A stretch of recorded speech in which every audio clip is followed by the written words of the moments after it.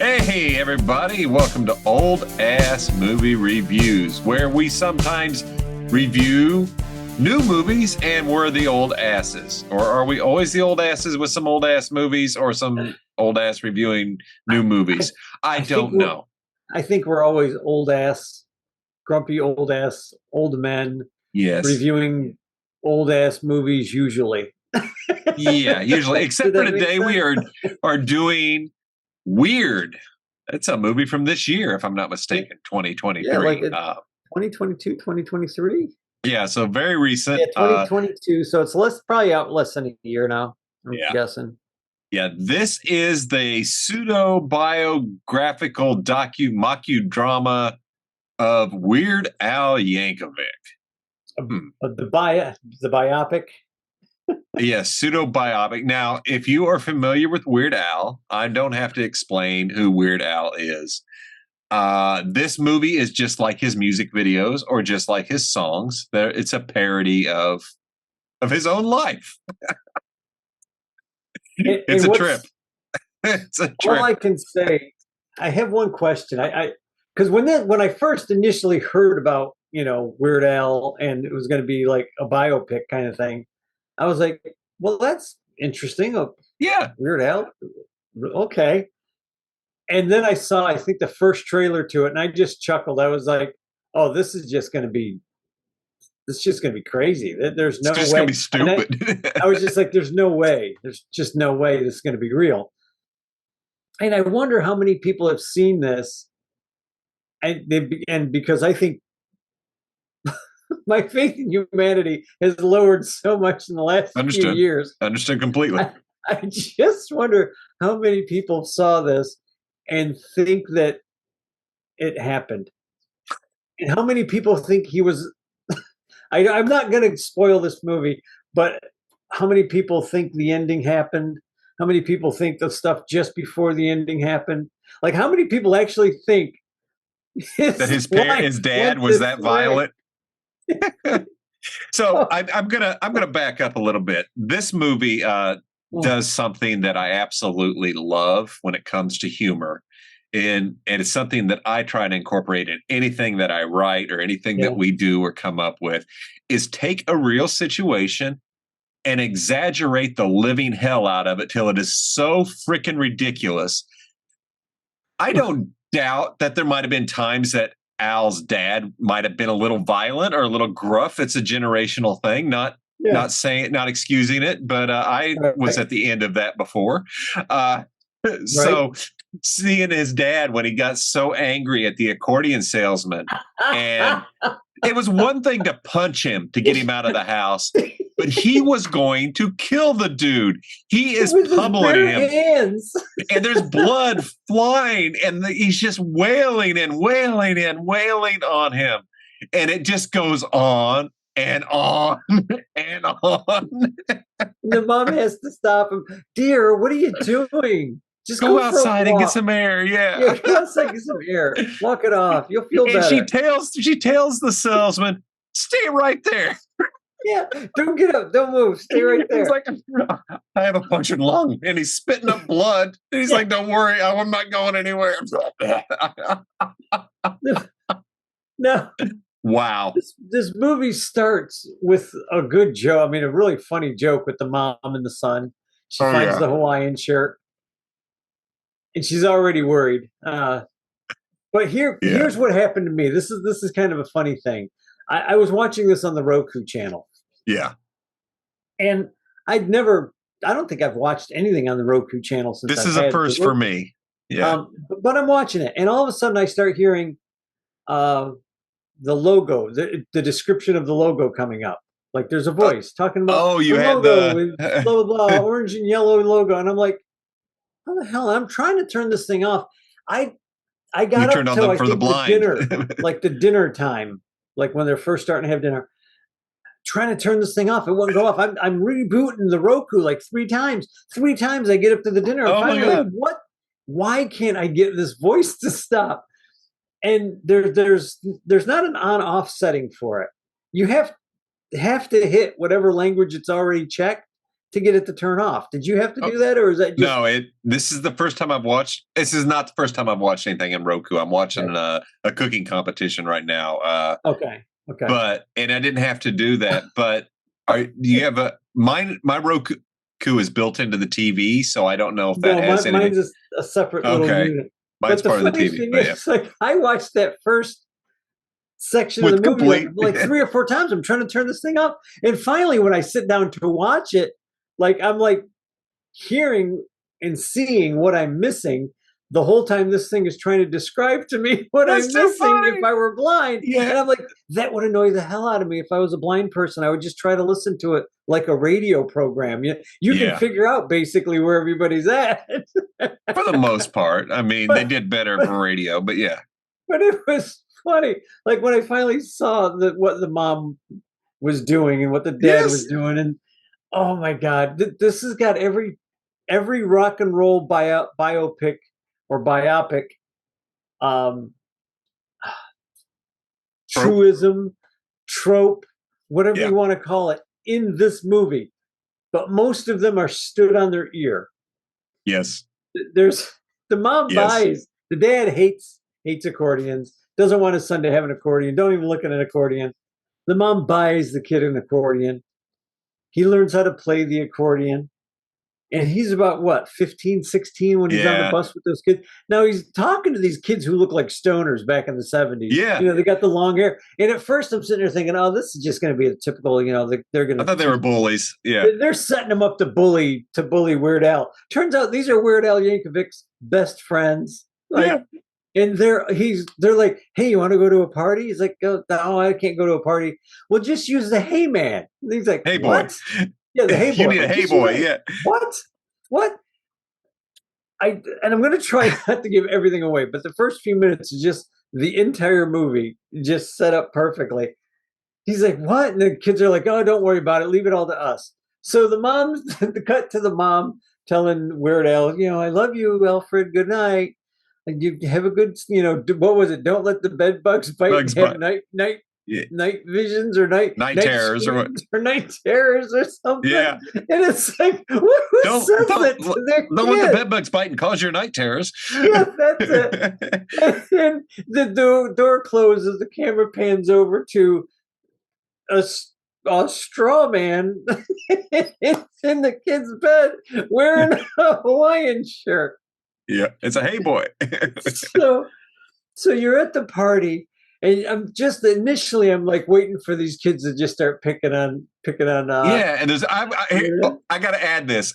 Okay, so this is all set up to where I'm thinking this is a John Hughes party.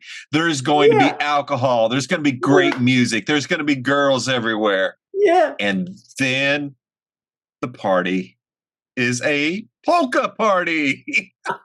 Well, the funny thing is, you have all that. You have the kids standing around. I think they're drinking soda, though. The girls are all there. Polka music. But they're all talking about polka stars and guys who play the fucking accordion. And I'm just dying. Like, as soon as those girls started talking about the accordion players and they're pulling out albums, and I'm just dying. I'm like, oh my God, no, they are not going to do now what I think they're going to do. And sure as shit, they do. They're like, hey, who's got he pulls out the accordion. Come on, you can play the accordion. He's like, no, you didn't tell me it was going to be a polka party. So, yeah. And this sets up. It goes, oh, God. Yeah, this is the setup for where Al realizes how good he is. And he, goes on from there and eventually makes it. But this movie, I'm going to get my only real negative. I got 2 negatives. One, being on Roku TV, I thought the commercials were way more than Tubi. 2, I think Weird Al is a freaking genius. And so much talent. And this movie is funny as fuck. It's as funny as UHF. Yes, I like UHF better, but I'm going to say, for me, this, while I'm acknowledging the greatness of Weird Al, I'm not a huge fan, and it just tended to wear thin on me after about 30 minutes. Really? And it's like, really? Okay. yes. And it was like, okay. It just, I don't know what it was. It's just like, okay, it's funny. I get it, but it's like, I'm not enjoying it as much. And part of it, I think, is because I kept getting pulled out by the damn commercials and couldn't just stay in the movie. And that might have been it. So, but I always, this is like UHF. This is very much like UHF. Yeah. UHF, I think, is brilliant. This is brilliant. But it was just hard for me at times. And I get it. I can see that. But for me, I just kept waiting for the next joke, like because everything is going. They stand the biopic, rock star biopic, on its ear, and when you get used to it being stood on its ear, they move it back to how a biopic would be, like normally, and then they do the back. They just kind of go back and forth towards like it's well done, 3/4 of the way through. They start really like playing the role. Yeah. And the humor for me just kept upping and upping the ante. Like I was sitting there like, okay, what's next? Yeah. What is this guy going to do next? The pool scene was amazing because every time they panned away from Al, you had about 10 to 15 different cameos from stars, but they were bad cameos. They were horrible cameos. I was dying, man. It was like, Tiny Tim with his teeth. Like people dressed like people. Somewhat like they went to Wish.com or the Family Dollar and got their Elton John costume or something, They had Elton John. They had the guy that was supposed to be the bass player from Queen, Alice Cooper. Who was the artist? Wolfman Jack. Andy Warhol. Andy Warhol. Wolfman Jack. It just kept going, man. Every time I saw Grace Jones, there was a bunch. Yeah, Grace Jones was freaking hysterical. But they got Dr. Dementos walking through, and that was Rainn Wilson. Rainn Wilson, yeah. He looked better in here than he did in House of a Thousand Corpses as Fish Boy. Oh yeah. Yeah, he did. He did. But I was sitting there looking at him the whole time, and of course, I'm like, who the hell is this guy? I know he looks familiar. Great casting. Like, isn't that the guy from The Office? Like 2 seconds. I'm like, yes, that's who that is. Dwight Schrute. Place him for nothing. And then out of morbid curiosity, I pulled up some pictures of Dr. Demento. That dude looked just like Dr. Demento. Didn't he? Wow, yeah. Because I remember the name. I remember hearing about him. I knew vaguely who Dr. Demento was. I remember listening to Dr. Demento at night. I remember like the name. I don't know if I ever listened, but I know the name. Yeah. So I looked him up, and I'm like, shit, that guy does look just like him. It's pretty funny. The pool party was hysterical. I love probably one of my favorite scenes in the entire movie, besides the factory, both when they show the factory the second time. And you see a guy in the background being sucked into the shredder. And he's just screaming, and people are just like looking. Yeah, the one guy does a half-hearted, like, "Am I going to save him?" No. Yeah, it's like, no. But there was that, and when he mailed off his demo to the radio station. Yeah, nobody becomes a star overnight. Literally 5 minutes after he mails it, he turns on the radio, and it's like, this is the most requested song today or whatever, and it's Weird Al. And it's like, oh my God. 6 minutes had passed. What I thought was great is all his friends all believe in him, and all his friends are big polka fans. They all love the accordion, but they look like stoners. That's what's great. Stoners, Yeah. So it's funny as shit. Yes, it is. But he goes down. His friend is like, you got to make an album. That's you just got to go make another album or something. So he goes down to get a record deal. And there's 2 record executives. Now, the first one I spotted right off the bat. I was like, holy crap, that's funny. And I don't want to give that one away. But the brother is some other actor that looks familiar, but I couldn't place. Mm-hmm. And I'm going to go through the names in a minute, and I'll probably go, oh my God, that's who that guy is. But the one guy, they're turning him down. They're saying, no, nobody's going to do parody album. Nobody's going to do that. Nobody gets it. They'll just go buy the real album. And then one guy comes around the desk, and he's just insulting Weird Al. My God, so bad too. You're a piece of crap. Basically he's telling him, I wipe my crap off my boots like you, and you're useless. You're never going to amount to anything. And his brother is behind the desk. listening to his other brother. He's just looking at him like, Jesus, man, just relax. No, and that's just down. It. Just like everything in this movie, they take something and just ramp it up. And this guy's anger was so out of place. It was so funny. It was perfect. This is a good reason to be that upset.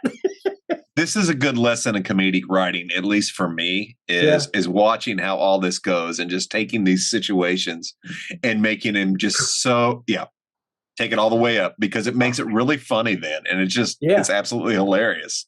And that some of the timing in these jokes was perfect. Like something would happen and it would be a heartbeat before anybody would react.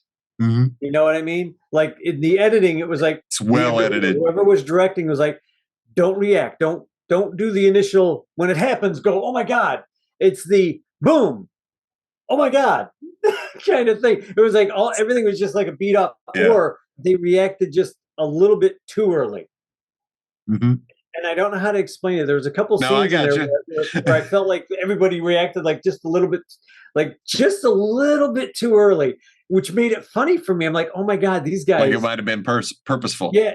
Yeah, it was meant to be like, that they were being directed to do that. So it was really cool. Madonna showing up. Yeah. I love you. I love you. I've never met anybody like you. This 6 hours has been the best time of my life.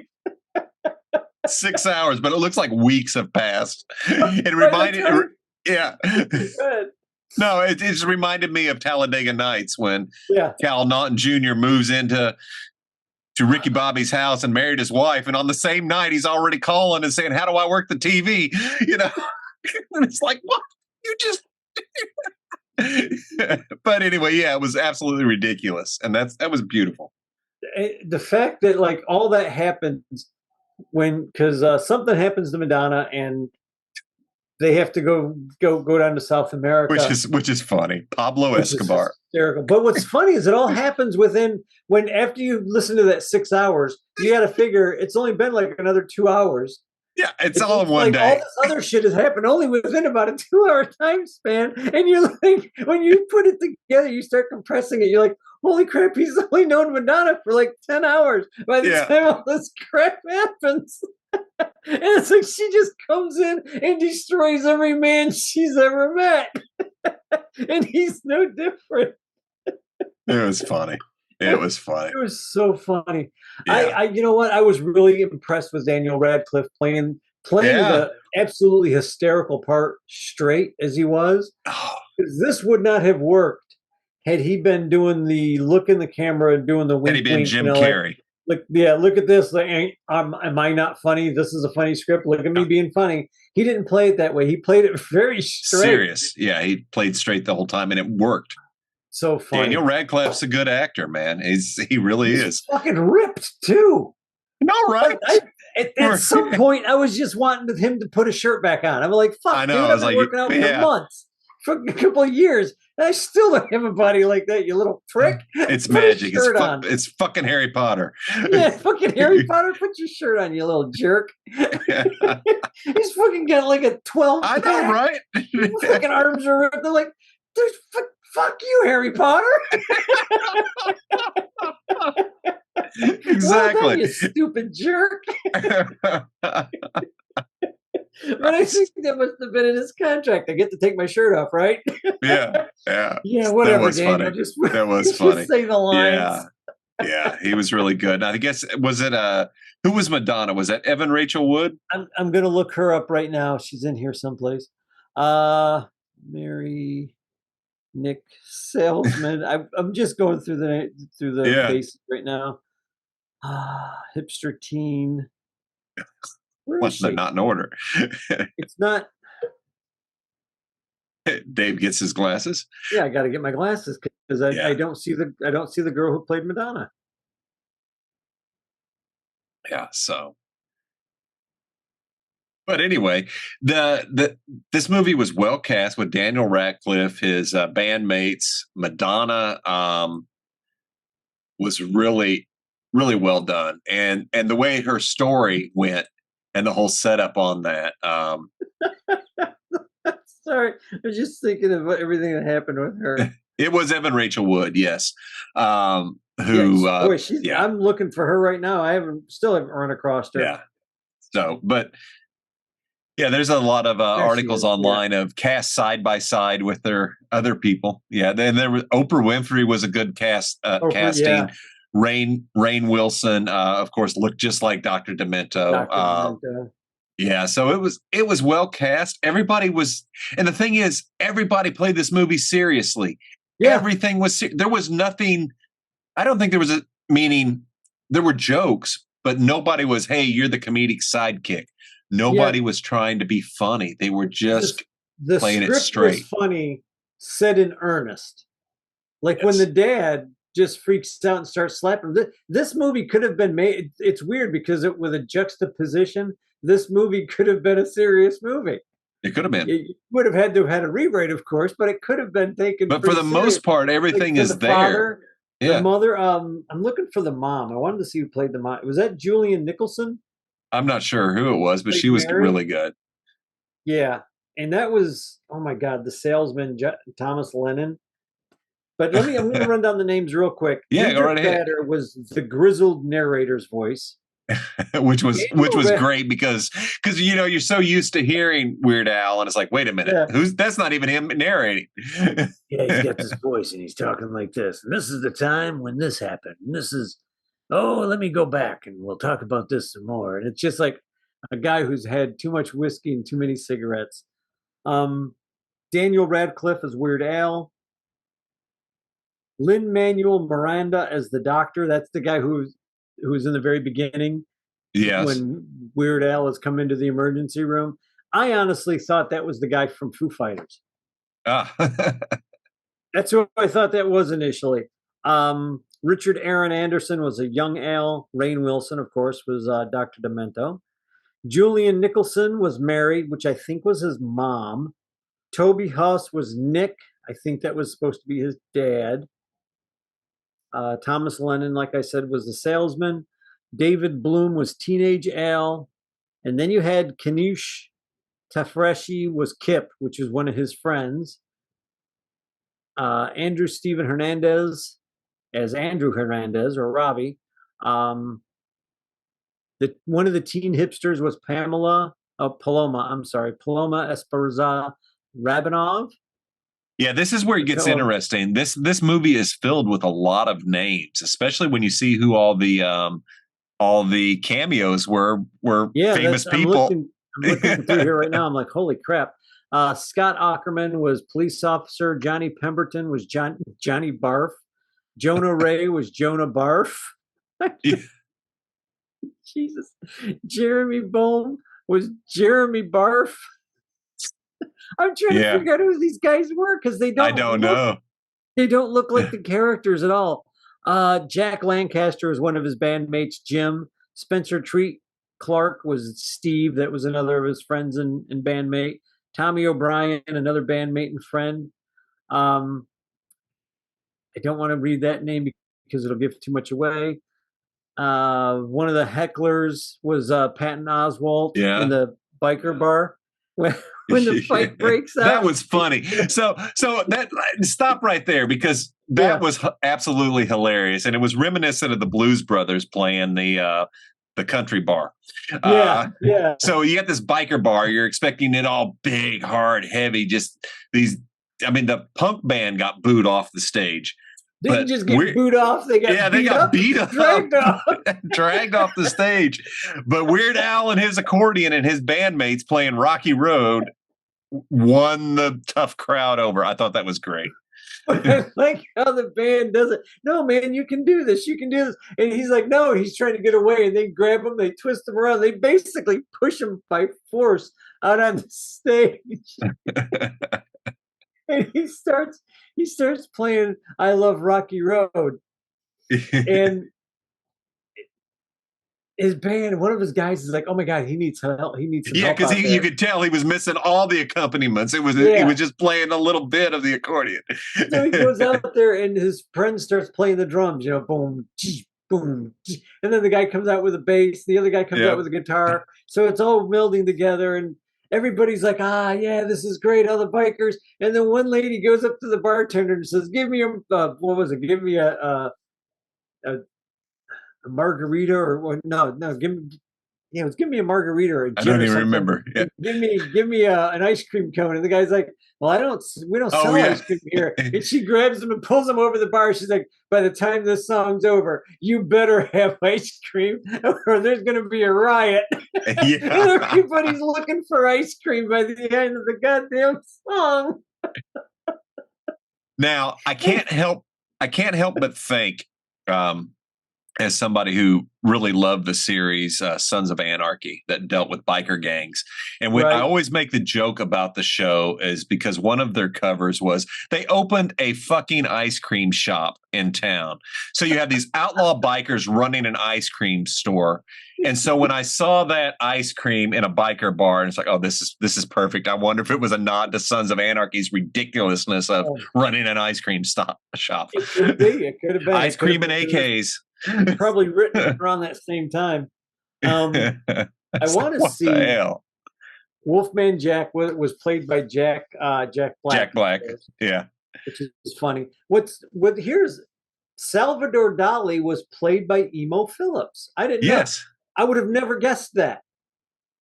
He's a guy that I was looking at going, man, who is that guy? Who is that guy? It was Emo Phillips. He was funny. That guy was funny. I think he's passed away since.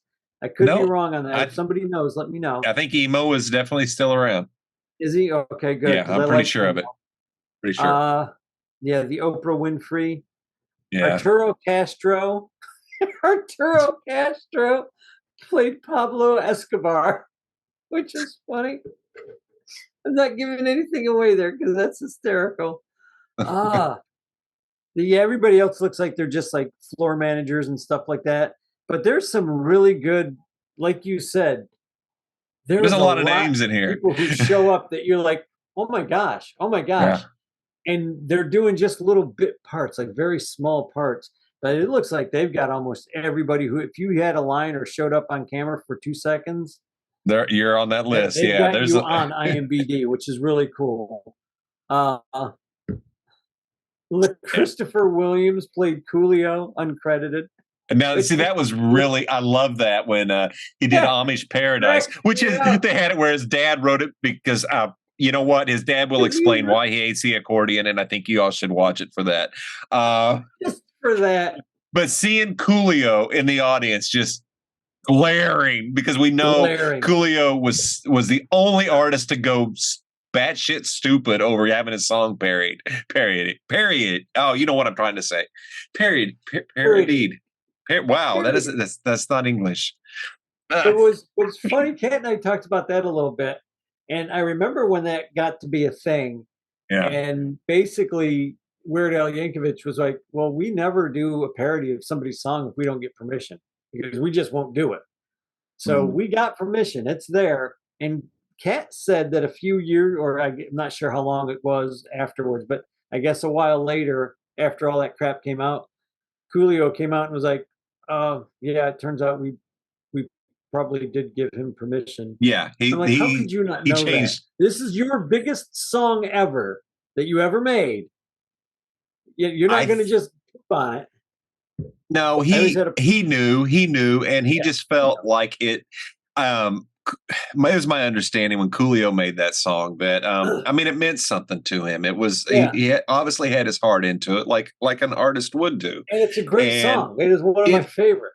It is, and he was making a point, and he probably felt like changing it up to Amish Paradise belittled his song, but it didn't. It probably actually increased his sales and gave him the Weird Al bump, which is what was happening to these artists. Which is what was happening.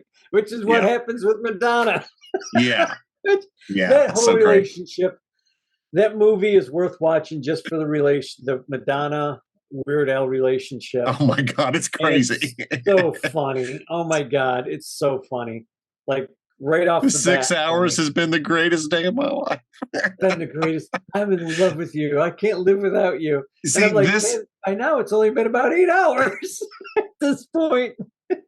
This movie does what I like in comedies. It's It's stupid. It's ridiculous.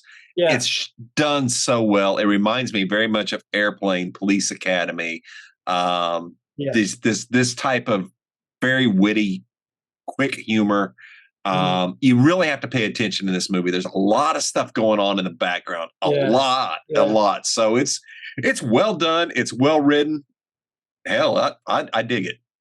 A lot of jokes that start in the first 10 minutes have their payoff later near at the end or near the end of the movie.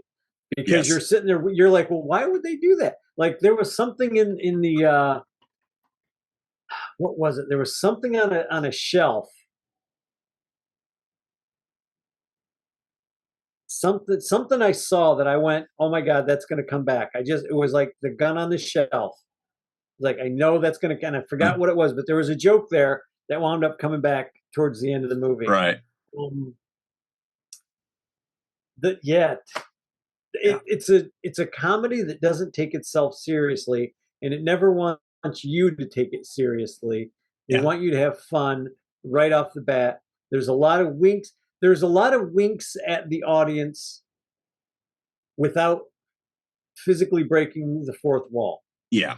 All of it is done in fun, like look like the pool party. I mean, I think Hulk Hogan shows up. No, Hulk Hogan's on the awards. He was at the awards show. What another dollar store Hulk Hogan? Another dollar store Hulk Hogan. But man, the lady that was doing was she Diana Ross? Diana Ross. Holy cow. She looked like Diana Ross a lot, and she actually sounded like Diana Ross when she spoke. And I stood back and I was sitting when I wasn't standing. You could have got up, but you did. I was like, holy crap, she sounds a lot like Diana Ross used to sound, like when she was much, much younger. So I thought that she was the best impersonator in the whole movie. Even the guy who played Pee-wee wasn't as good as Diana Ross. But this is a movie that wants you to have fun, wants you to take everything and stick around for the very end scene, because I'm glad you said something, because I was going to be distracted. Yeah. It was a nice nod to another movie. It's a movie that's so out of genre to this. I will just say the end credit scene references a Stephen King movie. So, wow. the character that Madonna becomes references another movie. Yeah. That's completely out of character for her. Yes. And, God, I was just watching it like, is that supposed to be Kill? Okay, all right. Kill Bill. I'm going to say it. It's reference to Kill Bill. So yes. A couple other movies. There's a lot. And that's just it. There's stuff in here that will remind you of other movies. So, but this ending it ends the same. This has the same end credit scene that a Stephen King movie has. And if you think about it, you'll figure it out. Yeah. Just watch it. It's so funny. It's just a good movie. It's funny. Whereas Scott got a little tired, I think, of all the constant boom, boom, boom, boom, boom, boom, boom. I did. I didn't. I was waiting for it, but I know what you're talking about, how it breaks you up, like when the commercials would come on. I think that might have been the biggest problem. It's like, damn, another commercial. So I'd get up and wonder, because it's like, I pay extra to avoid commercials, and I don't see that as an option on a free channel. So, and Tubi's actually really quick with their commercials. Yeah. And I can only more than two real quick. And if I can only look at a Waterpik ad for 10 freaking times during a movie, I'm not going to buy it. All right, Roku, I'm not buying your Waterpik. I'm not hitting the button to buy it. So anyway, yes, it's an excellent movie. If you get a chance to either purchase this DVD or rent it as a streaming, I say do it, because it's on Roku for free. It's funny. So I'm not a huge Daniel Radcliffe fan. I like the Harry Potter movies. I'm just I don't know, it's just something. It's his abs. I'm jealous of the abs. You're jealous. Admit it, Dave. I'm not 25 anymore, and I don't have ripping abs. Okay, I never had ripping abs. I was always 90 pounds when I was younger. Yeah. Oh, those were the days. Anyway, good movie, funny movie, solid movie. It's really funny. Nobody at any time want you to take this for anything other than what it is. Yeah. It's not a real you will laugh out loud. Biopic, Yeah, folks. It's not a real biopic. Please don't believe any of it. There might be some truth in here. He did play the accordion. He did play the accordion, and he is part of the Illuminati. I forgot about that. So there's a lot of tongue-in-cheek jokes made throughout this whole thing, and you just listen. This is one actually that could benefit from another watch just to see what you miss. Oh, so. Yeah. This is definitely going to get watched again, probably within the next few months, just because it's like you said, it's like watching a Police Academy movie, or the old series Police Squad. When you watch it, you see jokes, and I've watched those shows. I don't know how many times, and you still catch stuff. It's like written down or on somebody's cup, a mug that's just sitting there, just out of view, and you're like, oh my God, that's funny, and it all ties into what they're doing here. Just really cool. It's funny. I recommend it. I'm guessing I do too. I definitely recommend it. Great. Yeah, it's a fun watch. Very cool. Yeah, it is. So there you have it, folks. Next week we return to Star Trek. Yep. So back to the stars, and then we'll return to music again with some other things as we bounce around. Who knows what? So thanks again, folks, for joining Dave and I as we talk. And hopefully we didn't bore you too much on this, but I do recommend you go check it out. Hit the like, hit the share, hit the subscribe. Thank you to all our new listeners who are finding us. Appreciate it. Drop us a line and say hi and give us a recommendation. We'll watch it more than likely. No promises, but we'll give it a shot. So couldn't hurt. We've seen bad stuff before. Yep, that is true. But if you want to recommend the Star Wars Holiday Special, go to hell. We did it already. Can't do it. I'm too old. I'm too old for that crap. And that Star Wars reference was for you, Craig, because we hadn't worked them in lately. So there it is. Right.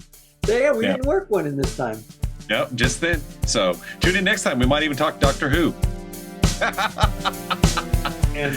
Catch you all later.